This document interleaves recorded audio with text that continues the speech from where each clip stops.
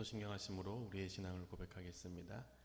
전능하사 천지를 만드신 하나님 아버지를 내가 믿사오며 그 외아들 우리 주 예수 그리스도를 믿사오니 이는 성령으로 잉태하사 동정녀 마리아에게 나시고 본디오 빌라도에게 고난을 받으사 십자가에 못 박혀 죽으시고 장사한 지 사흘 만에 죽은 자 가운데서 다시 살아나시며 하늘로사 전능하신 하나님 우편에 앉아 계시다가 저로서 산자와 죽은 자를 심판하러 오시리라.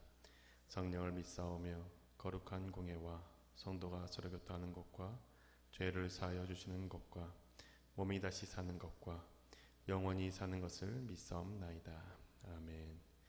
찬송가 433장입니다. 433장 귀하신 주여 날 붙드사. 443장 함께 찬양하시겠습니다.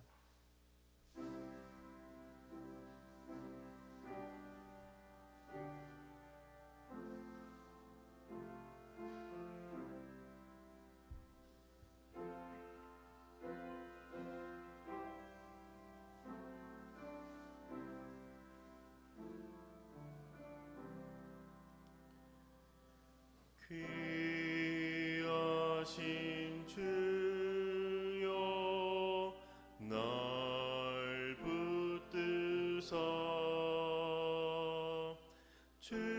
주께로 날마다 더 가까이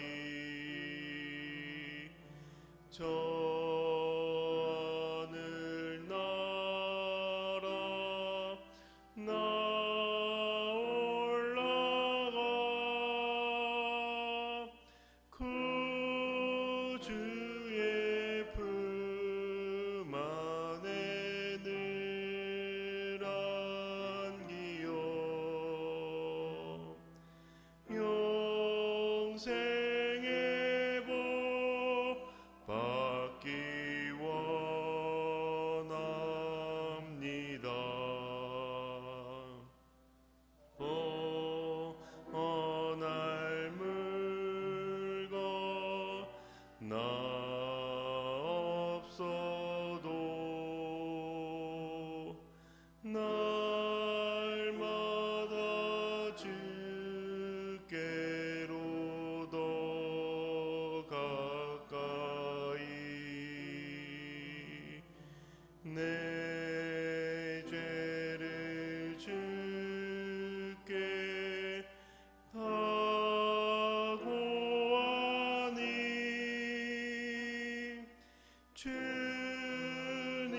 주님의 보혈로 날 씻으사 눈보다 더 이게 하옵소서.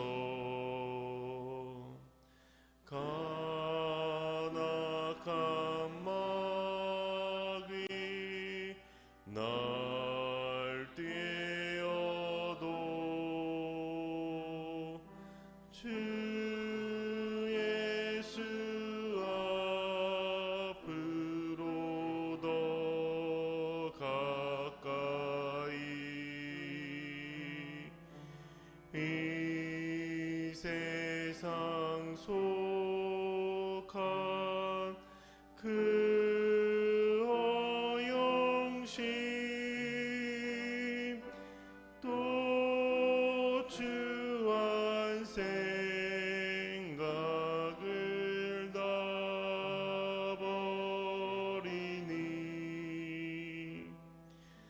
정결한 마음 내게 늘 주소서. 이 세상 내가 살 동안에 주께로 날마다 더 가까이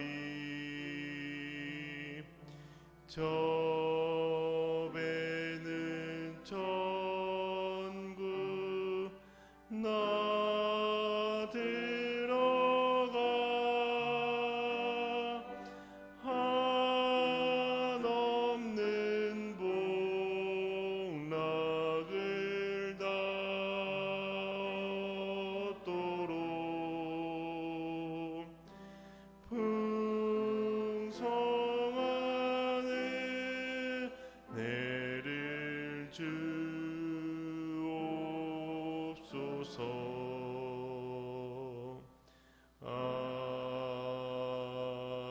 아멘. 오늘에게 주신 하나님의 말씀은 잠언 26장입니다. 잠언 26장 1절에서 16절의 말씀입니다. 26장 1절에서 16절의 말씀을 한 절씩 교독하시겠습니다. 미련한 자에게는 영예가 적당하지 아니하니 마치 여름에 눈 오는 것과 추수 때에 비 오는 것 같으니라.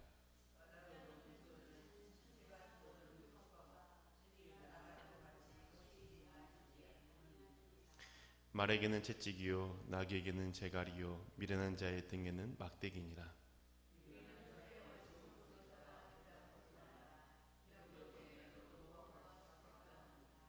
미련한 자에게는 그의 어리석음을 따라 대답하라. 두렵건대 그가 스스로 지혜롭게 여길까 하노라.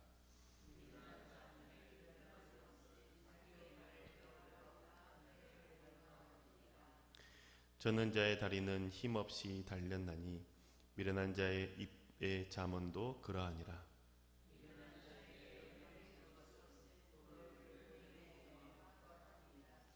미련한 자의 입의 잠언은 술 취한 자가 손에 든 가시나무 같으니라.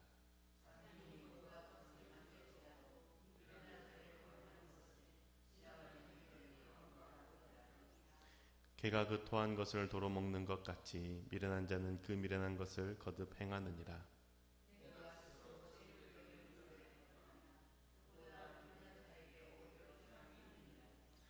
게으른 자는 길에 사자가 있다 거리에 사자가 있다 하느니라.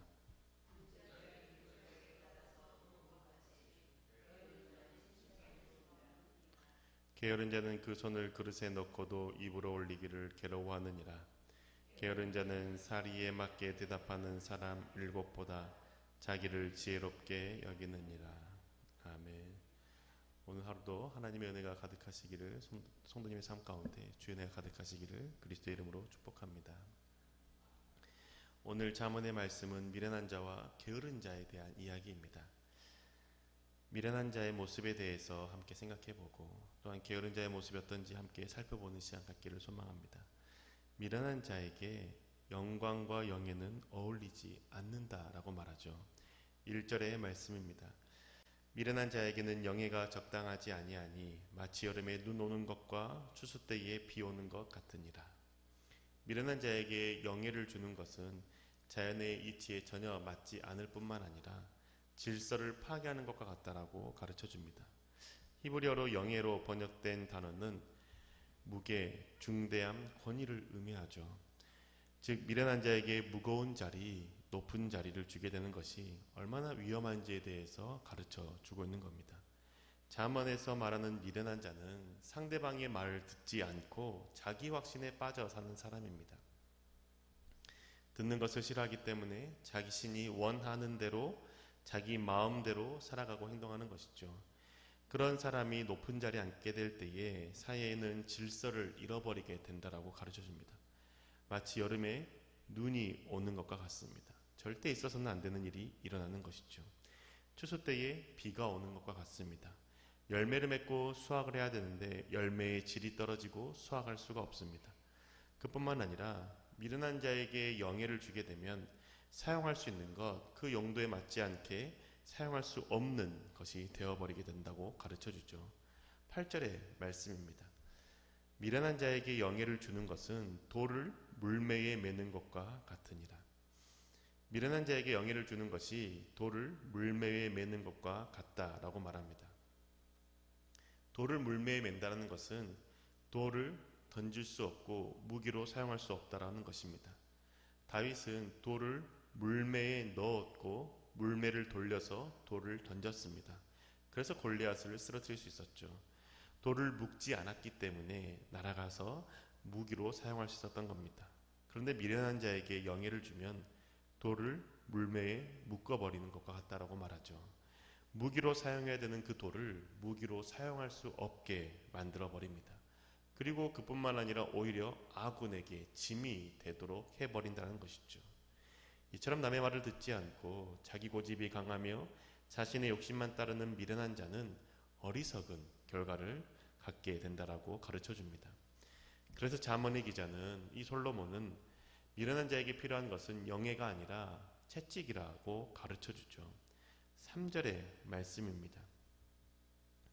말에게는 채찍이요 나귀에게는 재갈이요 미련한 자의 등에는 막대기니라. 말에게 채찍이 필요하고 나귀에게 재갈이 필요한 것처럼 미련한 자의 등에는 매가 필요하다고 가르쳐주죠. 말은 앞으로 달리기를 좋아합니다. 힘껏 달립니다. 그런데 방향 없이 달릴 수 있다는 겁니다. 방향 없이 달릴 수 있기 때문에 채찍으로 방향을 잡아 바른 길로 가도록 하는 것이죠. 그런데 나귀는 움직이기를 싫어합니다. 움직이기를 싫어하기 때문에 그의 입에 재갈을 물려서 끌고 가고 통제하고 움직일 수 있도록 하는 것이죠. 이처럼 말에게는 채찍이요 나귀에게는 재갈이 필요한 것처럼 미련한 자에게는 등에 매를 들어서 미련한 자가 말을 듣고 바른 길로 갈 수 있도록 해야 된다라고 가르쳐 주는 겁니다. 미련한 자가 다른 사람의 말을 듣지 않고 자기가 옳은 대로 자기 고집대로만 살아가기 때문이죠. 그런 모습을 고치기 위해서 등에 매를 대야 된다라고 가르쳐 주는 겁니다. 그런데 이렇게 매를 들어도 듣지 않는 자가 미련한 자이죠. 그런 경우들이 많이 있다는 겁니다. 이런 상황에 대해서, 듣지 않는 상황에 대해서, 자신이 옳다고 여기는 상황에 대해서 솔로몬은 어떻게 해야 되는지 또한 알려줍니다. 4절과 5절의 말씀이죠. 미련한 자의 어리석은 것을 따라 대답하지 말라. 두렵건대 너도 그와 같을까 하노라. 미련한 자에게는 그의 어리석음을 따라 대답하라. 두렵건대 그가 스스로 지혜롭게 여길까 하노라. 미련한 자의 어리석은 것을 따라 대답하지 말라라고 가르쳐 주죠. 이 말은 미련한 자가 감정적으로 이야기하는 것, 그리고 조롱하고 비아냥되는 것으로 이야기하는 그때에 그것을 따라서 대답하지 말라는 겁니다. 미련한 자가 감정적으로 비아냥거리며 조롱하면서 말하는 그때에 그와 동일하게 말하는 것은 자신도 미련한 자와 같은 모습으로 보일 수 있고 미련한 자가 된다라는 것이죠. 그렇기 때문에 미련한 자의 말을 따라서 대답하지 말라라고 가르쳐 주는 겁니다. 그런데 5절에서는 미련한 자에게는 그의 어리석음을 따라 대답하라 라고 또 이야기해 줍니다. 서로 상충되는 것 같지 않습니까? 그런데 이렇게 말하는 것은 미련한 자가 논리를 갖지 않고 무논리와 비상식적으로 말하는 것에 대해서 그것이 옳지 않음을, 그것이 지혜롭지 않음을 때로는 대답해주고 가르쳐줘야 될 필요가 있다라는 것이죠. 그렇게 하지 않으면 미련한 자는 스스로가 지혜롭다라고 여기면서 어리석은 길을 계속 가게 되기 때문인 것이죠. 그렇기 때문에 때로는 그 비논리적이고 비상식적인 것으로 말할 때에 그 논리가 얼마나 맞지 않는지에 대해서 그 미련한 것을 따라서 반문해 주는 것이 필요하다라고 가르쳐 주는 겁니다. 참 어렵죠. 어떤 때는 대답해야 되고 어떤 때는 대답하지 말아야 되는 것 쉽지 않을 수 있습니다. 그런데 이것을 분별할 수 있어야 되는 것이죠. 분별해서 미련한 자에게 대답해주고 때로는 대답하지 않고 때로는 등에 매를 들어서라도 가르쳐야 된다는 것입니다. 왜냐하면 이 지혜롭지 못하고 미련한 자는 자신뿐만 아니라 다른 사람에게도 해를 끼칠 수 있기 때문이죠. 7절과 9절의 말씀입니다. 저는 자의 다리는 힘없이 달렸나니 미련한 자의 입의 잠언도 그러하니라. 9절입니다. 미련한 자의 입의 잠언은 술 취한 자가 손에 든 가시나무 같으니라. 미련한 자가 말하는 그 말들이 저는 다리가 걷는 것과 같다라고 말합니다. 저는 자의 다리는 정상적으로 걷지 못하는 사람을 의미하지 않습니까? 불편하게 걷는 사람입니다. 이것은 다리가 있지만 실제적으로는 다리에 힘이 들어가지 않아서 어렵고 힘들고 불편하게 걷게 되는 것이죠. 그런데 미련한 자의 입의 잠언, 미련한 자의 스스로 지혜롭다 여기고 여기는 그 말들이 그와 같다라는 겁니다. 영향력이 없고 삶의 어떤 변화도 주지 못하는 것이죠. 힘이 없는 것이죠. 오히려 불편하게 하기만 할 뿐이라는 겁니다. 심지어 술 취한 자가 손에 든 가시나무와 같다라고까지 말하지 않습니까? 9절에 보면 술 취한 자는 통제력을 잃어버린 사람을 의미하는데 그 통제력을 잃어버린 사람이 가시나무를 들고 있다는 겁니다. 그 가시나무는 다른 사람을 해할 뿐만 아니라 자신을 해치는 도구가 된다라는 것이죠. 이처럼 미련한 자의 말, 스스로에게 올무가 되고 스스로에게 고통을 줄 뿐만 아니라 상대방에게 어려움을 주게 된다는 것이죠. 이 미련한 자의 모습이 얼마나 안타까운지 솔로몬 우리 가운데 가르쳐 주고 있는 겁니다. 그렇기에 미련한 자처럼 살지 말고 다른 사람의 말을 귀를 기울이고 하나님을 경외하는 지혜로운 자의 삶을 살라고 가르쳐 주는 것이죠. 그런데 오늘 미련한 자에 대한 말씀에 대해서 이해가 되지 않는 구절이 한 구절이 있습니다. 10절의 말씀이죠. 장인이 온갖 것을 만들지라도 미련한 자를 고용하는 것은 지나가는 행인을 고용함과 같으니라. 장인이 다양한 것을 만든다고 해도 미련한 자를 고용하는 것이 지나가는 행위를 고용한 것과 같다라고 말하죠. 도대체 무슨 의미인지가 이해가 어렵습니다. 이렇게 잘 이해가 되지 않을 때에는 다른 번역의 성경을 보는 것도 도움이 됩니다. 10절의 말씀인데요. 이걸 새번역 성경으로 읽어드리겠습니다. 새번역 성경은 다음과 같이 번역합니다.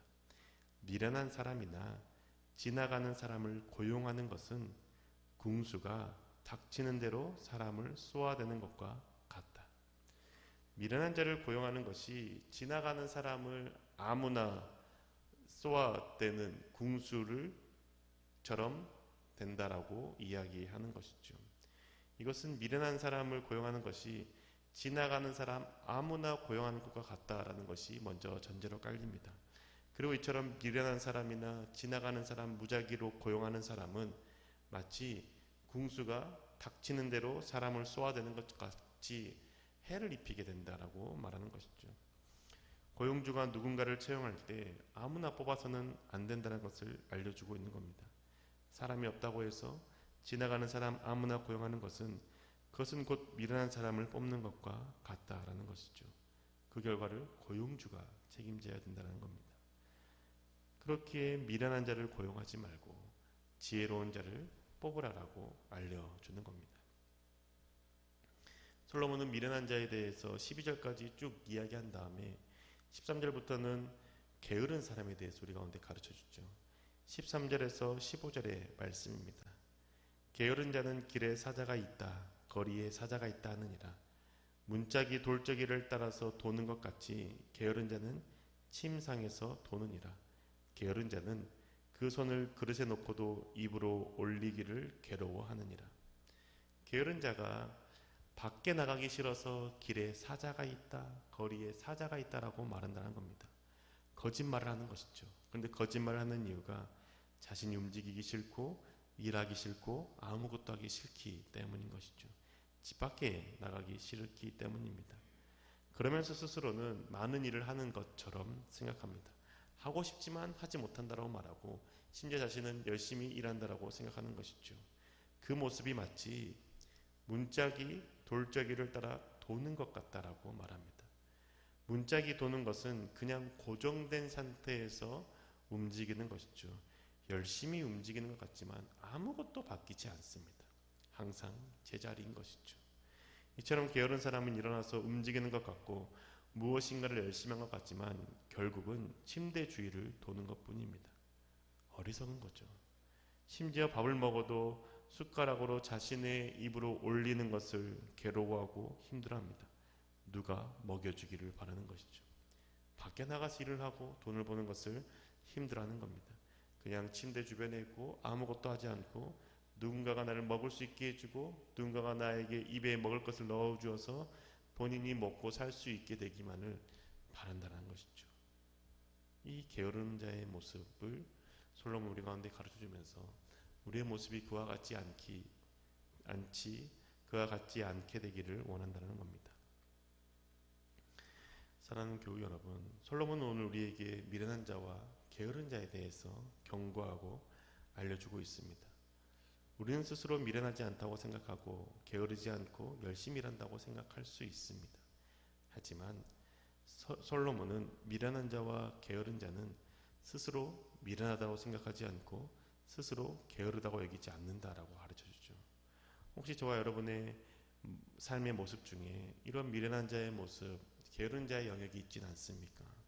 내 생각이 맞다고 주장하면서 다른 사람의 이야기를 듣지 않는 영역은 없습니까? 나는 열심히 일한다고 하면서 매일 반복되는 일상 가운데 앞으로 나아가려고 하지 않고 그냥 제자리를 맴돌고 있는 것을 좋게 여기고 있진 않습니까? 변화를 두려워하고 있진 않습니까? 그러한 모습들이 결국은 미련한 자요, 게으른 자의 모습이라고 솔로몬은 가르쳐 주고 있는 것이죠. 솔로몬은 그 모습에서 벗어나라라고 우리 가운데 말해주고 있습니다. 하나님을 경외하는 지혜를 소유해서 두려움 가운데서도 주님 앞에 나아가고 또한 변화 가운데 나아갈 뿐만 아니라 하나님의 말씀을 귀에 듣고 마음의 세계에서 움직이고 행하라라고 가르쳐 주는 것이죠. 그러할 때 성숙해지고 성장해진다는 겁니다. 그 성숙과 성장의 은혜를 누리시는 저와 교회 여러분 되시기를 주님의 이름으로 축복합니다. 기도하겠습니다. 주님, 우리의 미련한 모습들이 있음을 고백합니다. 그 미련한 모습들을 주님 가르쳐 주시고 깨닫게 하셔서 스스로 지혜 있다라고 여기지 않고 미련하다라고 말하며 하나님께서 알게 하신 그 영역에 대해서 순종하며 행하는 저희들 되게 하여 주시옵소서. 하나님 또한 하루의 일상을 삶을 살아가는 동안에 매일 반복된 일상 가운데 변화를 싫어하는 모습을 버리게 하여 주시고 그 변화 가운데 나아가며 힘들더라도 일하며 변화하며 성숙해가는 저희들 될 수 있도록 인도하여 주시옵소서. 주님, 게으른 자가 되지 않게 하시고 미련한 자가 되지 않게 하셔서 오직 하나님을 경외함으로 하나님 말씀을 마음에 새기고 행하며 성장하는 성숙하는 그리스도인 될 수 있도록 인도하여 주옵소서. 우리 삶 가운데 역사하시와 함께 할 줄 믿사오며 살아계신 우리 주 예수 그리스도 이름으로 기도합니다. 아멘. 하늘에 계신 우리 아버지여, 이름이 거룩히 여김을 받으시오며 나라가 임하시오며 뜻이 하늘에서 이루어진 것 같이 땅에서도 이루어지이다. 오늘 우리에게 일용할 양식을 주시옵고 우리가 우리에게 죄 지은 자를 사하여 준 것 같이 우리 죄를 사하여 주시옵고 우리를 시험에 들게 하지 마시옵고 다만 악에서 구하시옵소서. 나라와 권세와 영광이 아버지께 영원히 있사옵나이다. 아멘.